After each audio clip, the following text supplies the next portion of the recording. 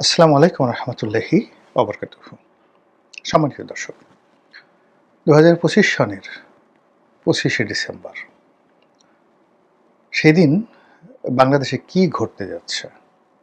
রাজনীতির সুনামি, রাজনীতির কাল বৈশাখ, নাকি রাজনীতির মধু চন্দ্রিমা? বোঝার চেষ্টা করুন। সালটা হলো ২০২৫, আবার মাসটি হলো ডিসেম্বর মাস, বিজয়ের মাস, আবার তারিখটিও ২৫ তারিখ। কি হবে? জনাব তারেক রহমান সাহেব তার দীর্ঘ যে প্রবাস জীবন, সেই প্রবাস জীবনের পর তিনি বাংলাদেশে ফেরত আসবেন বলে একেবারে পাক্কা কমিটমেন্ট জাতির সামনে দেয়া হয়েছে। এবং এই যে গত ১৫ মাস ধরে অবিরতভাবে নেতা আসবেন, আজ আসবেন, কাল আসবেন ইত্যাদি যে সকল আশ্বাসবাণী বিএনপির পক্ষ থেকে দেওয়া হয়েছিল, এটির চূড়ান্ত তারিখ ঘোষণা করা হয়েছে ডিসেম্বর মাসের ২৫ তারিখে। এখন ওই দিন জনাব তারেক রহমান সাহেব বাংলাদেশে আসবেন, শতভাগ নিশ্চিত। আর যদি ওই দিন তিনি না আসেন, তাহলে শতভাগ নিশ্চিত তিনি আর কোনোদিনই বাংলাদেশে আসতে পারবেন না। এরকম কথাবার্তা যারা বলার চেষ্টা করছেন, সেটার রাজনৈতিক রসায়ন নিয়ে আলোচনা করব। অনেকে প্রশ্ন করছেন যে তিনি এই মুহূর্তে বাংলাদেশে কেন আসছেন? তিনি কি নির্বাচনকে উপলক্ষ করে এই দেশ এবং জাতির প্রতি তার যে দায়িত্ব এবং কর্তব্য, এবং তার দলের প্রতি তার যে দায়িত্ব কর্তব্য, সেগুলো পালন করার জন্য আসছেন? আর সেক্ষেত্রে প্রশ্ন থেকে যায় যে যদি শিডিউলটি পরিবর্তিত হয়ে যায়, কোনো কারণে শিডিউলটি বাতিল হয়, কিংবা এই ২৫ তারিখের আগে এমন যদি পরিস্থিতি তৈরি হয়ে যায় যে নির্বাচন পিছিয়ে যাবে অনির্দিষ্টকালের জন্য, তাহলে তিনি কি আসবেন? এটা হলো একটা প্রশ্ন। দ্বিতীয় প্রশ্ন হলো যে না, তিনি রাজনীতির জন্য আসছেন না, তিনি মূলত তার গর্ভধারিণী মা, তাকে দেখার জন্য আসছেন। তিনি মুমূর্ষ, হয়তো জরুরি কোনো সিদ্ধান্ত দেওয়ার প্রয়োজন।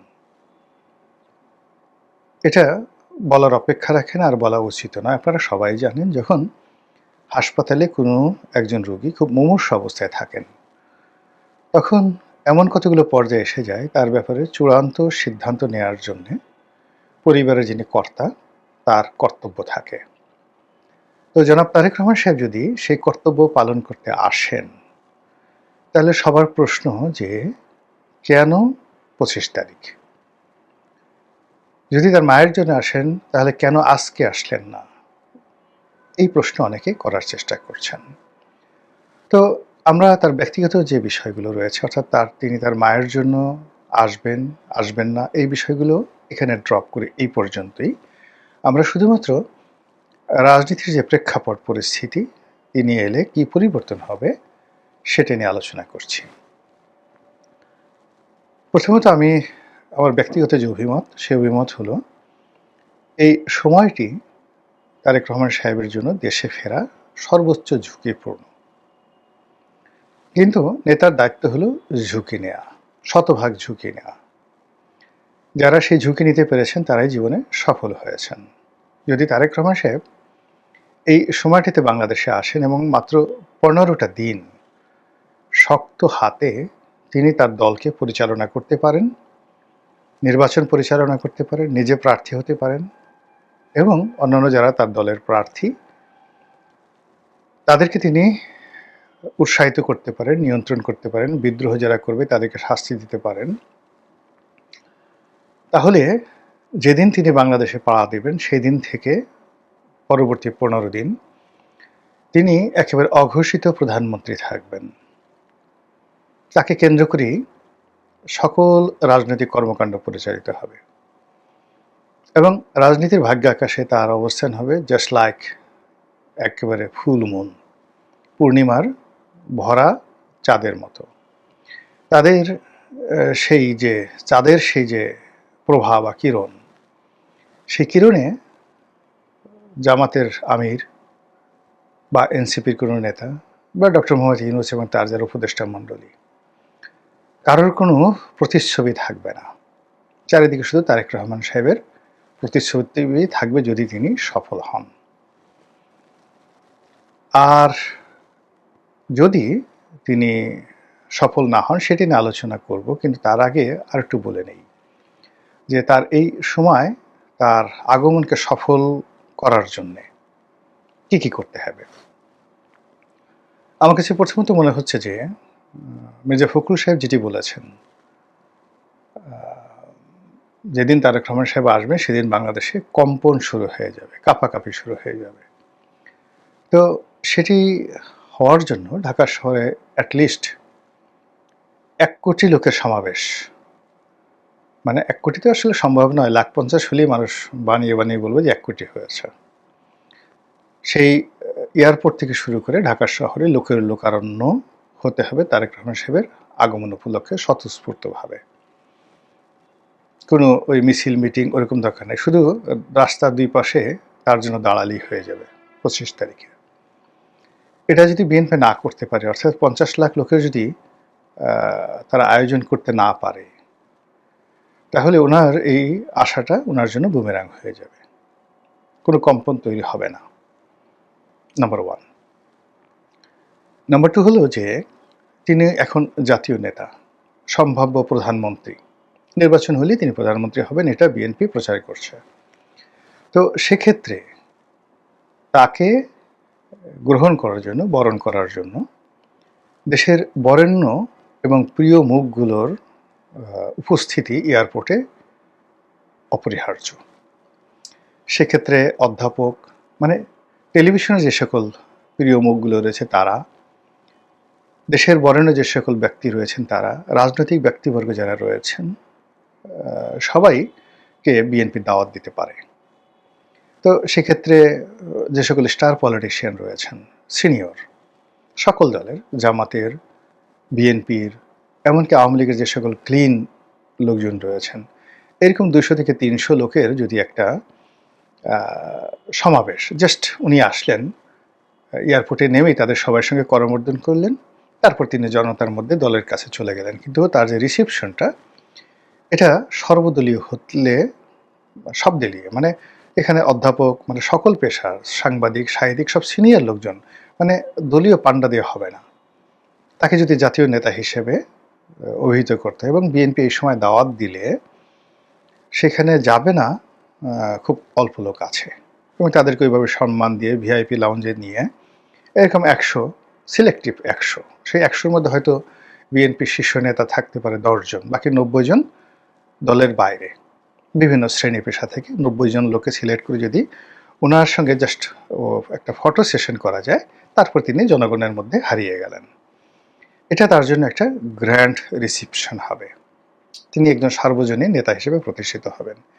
এই কাজটি তিনি এয়ারপোর্ট থেকে বের হওয়ার পরে আর দ্বিতীয়বার সম্ভব হবে না।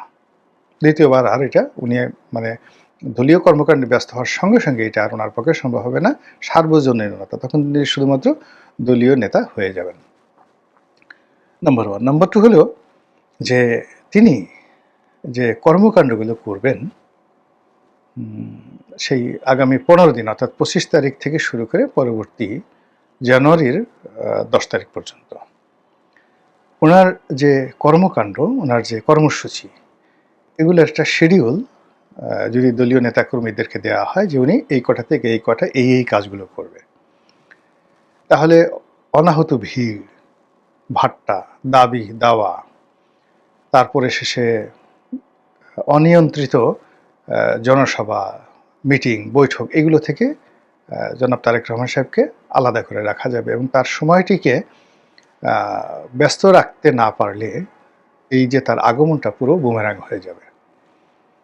3 নম্বর আমার কাছে যেটা মনে হচ্ছে যে যদি তাকে ছেড়ে দেওয়া হয় যে তিনি তার ইচ্ছামতো সকাল থেকে রাত পর্যন্ত এইভাবে ব্যস্ত সময় কাটাবেন, সেক্ষেত্রে মানুষের যে আগ্রহ, সে আগ্রহ আসলে 24 ঘন্টার বেশি থাকে না, আবেগও 24 ঘন্টার বেশি থাকে না। তো দেখা গেল যে প্রথম দিন আসলো 50 লাখ লোক আসলো, দ্বিতীয় দিন তৃতীয় দিন দেখা গেল যে 2000 লোকও আসছে না কোথাও। এর কারণ হলো তিনি তো তার বক্তব্য দিয়ে সোশ্যাল মাধ্যমে তিনি প্রতিদিনই কয়েকবার হাজির হচ্ছেন।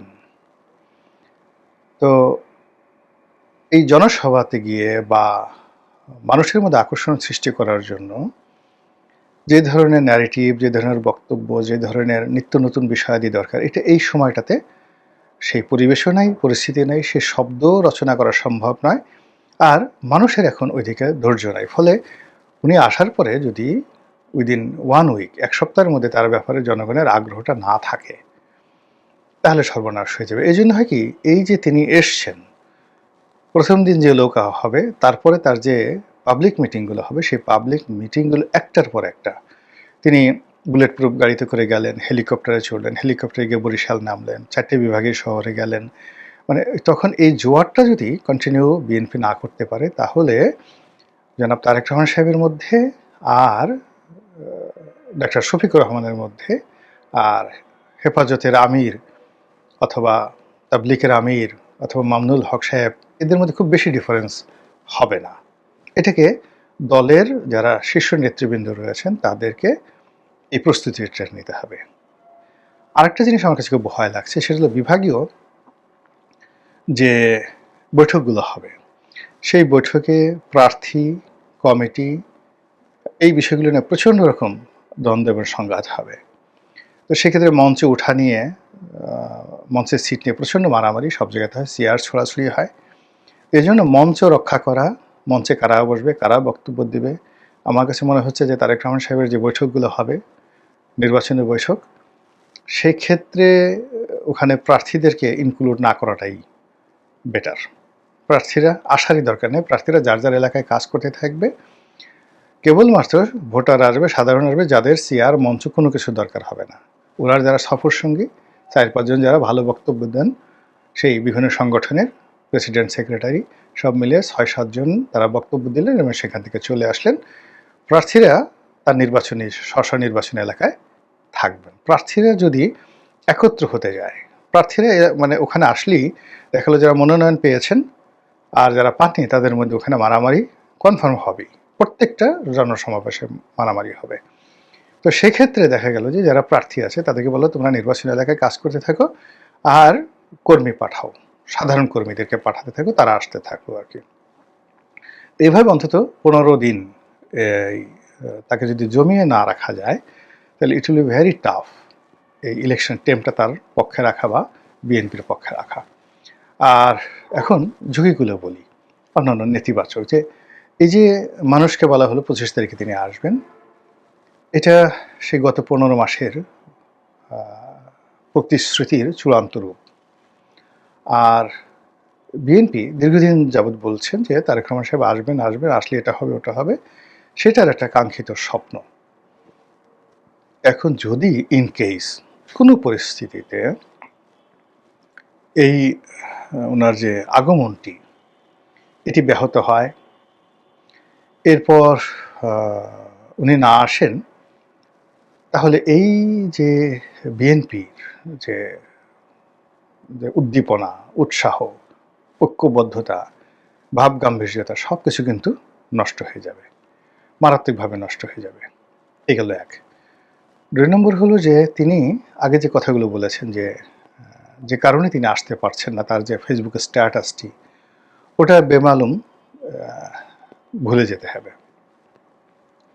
বেমালুম ভুলে যেতে হবে এই বিষয়ে কোনো কথাবার্তা, তার কী অসুবিধা ছিল এতদিন, তিনি ওখানে কী স্ট্যাটাসে ছিলেন, তারপর কী স্ট্যাটাসে এলেন, হঠাৎ করে তার এত সমস্যা ছিল আসতে পারেনি, এখন হঠাৎ করে সমস্যাগুলো কিভাবে চলে গেল, এগুলো নিয়ে নানা রকম কনসেপশন, মিসকনসেপশন, ইনফরমেশন, ডিসইনফরমেশন, নানা রকম প্রশ্ন, কানা ঘোষা, এগুলো চলতে থাকবে, প্রতিপক্ষ প্রভাব করতে থাকবে। কিন্তু কোনো অবস্থাতে এগুলো নিয়ে শরীর দুলানো যাবে না, কোনো অবস্থাতে এগুলো নিয়ে সাড়া দেওয়া যাবে না।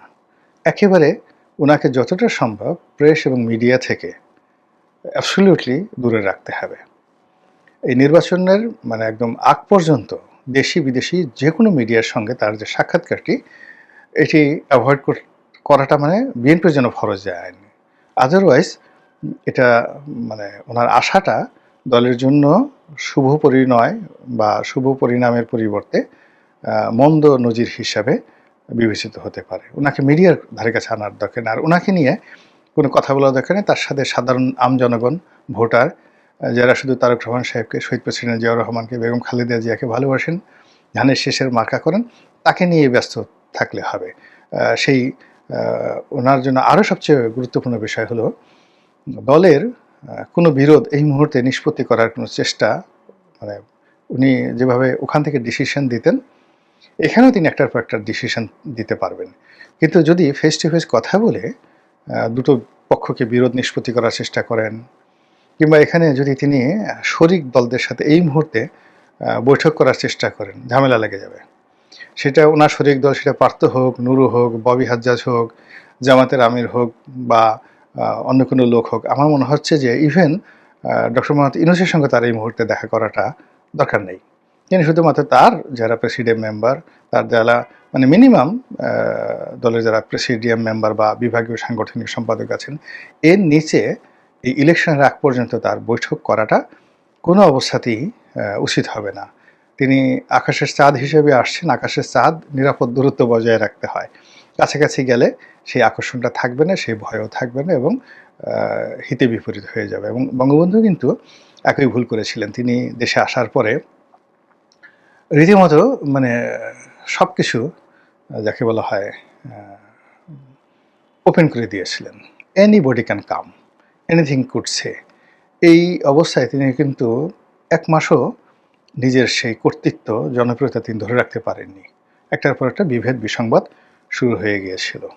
এবং এই যে ছাত্রলীগের যে বিভক্তি, জাসদ, ওইটি কিন্তু প্রথম এক মাসের মধ্যেই কিন্তু এই ঘটনা ঘটেছিল। অন্যদিকে শেখ হাসিনা যখন এলেন 1981 সনে, শেখ হাসিনা আসার পরেই কিন্তু শহীদ প্রেসিডেন্ট জিয়ার হত্যাকাণ্ড ঘটেছিল, এবং তার আশা নিয়ে যে আবেগ উচ্ছ্বাস ছিল সেটা রীতিমতো আতঙ্কে পরিণত হয়ে গিয়েছিল। অতীতের সেই ঘটনা থেকে শিক্ষা নিয়ে সেই যদি তারেক রহমান সাহেব এবং তার যারা উপদেষ্টা মণ্ডলী রয়েছেন, দলীয় নেতা কর্মী রয়েছেন, তারা যদি সত্যিকার অর্থে ধীর স্থিরভাবে কাজ করেন, তাহলে রাজনীতিতে একটা কম্পন তৈরি হবে।